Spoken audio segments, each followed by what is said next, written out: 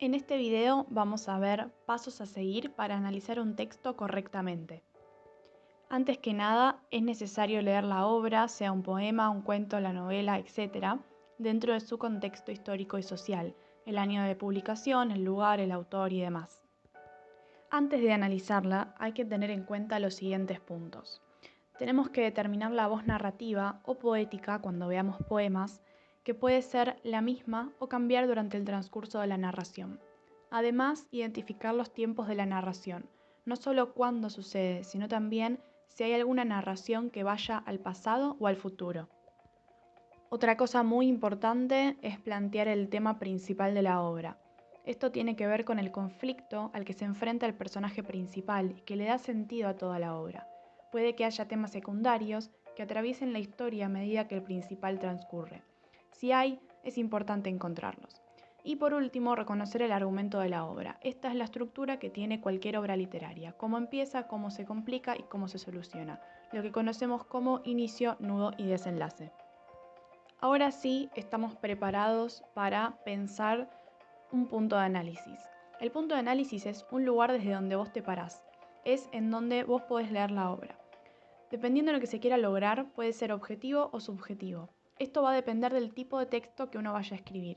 Si es un texto crítico, tiene que ser lo más objetivo posible y siempre con fundamento teórico que respalde lo que se dice. Para determinar el punto de análisis, es importante haber identificado bien los temas anteriores para entender en profundidad la obra que se quiere analizar. Una vez hecho eso, se puede elegir qué analizar, qué mirar, en dónde hacer foco. El punto de análisis sirve para no volver a contar la obra. Si yo quiero analizar un texto, no lo voy a resumir, voy a criticar desde un lugar específico.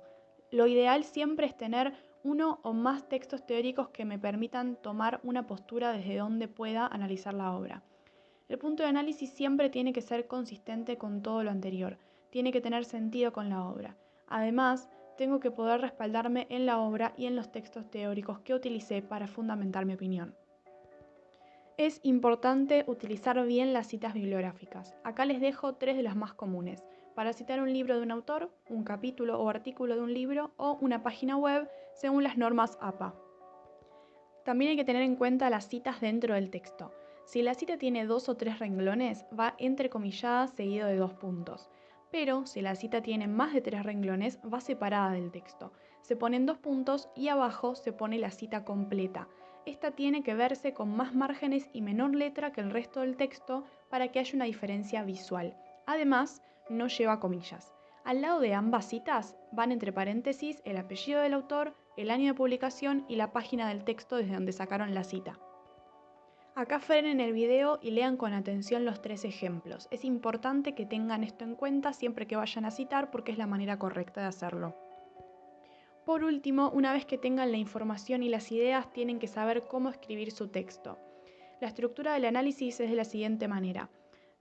La introducción, por un lado, donde tienen que poner qué obra es, qué autor, qué año y cualquier otro dato que consideren importante para entender lo que van a analizar.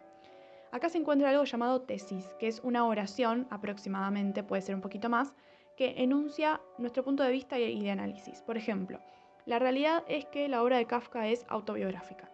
Si esta fuera mi tesis, significa que durante el resto de mi escrito voy a defender esta postura con argumentos teóricos o del texto que la validen.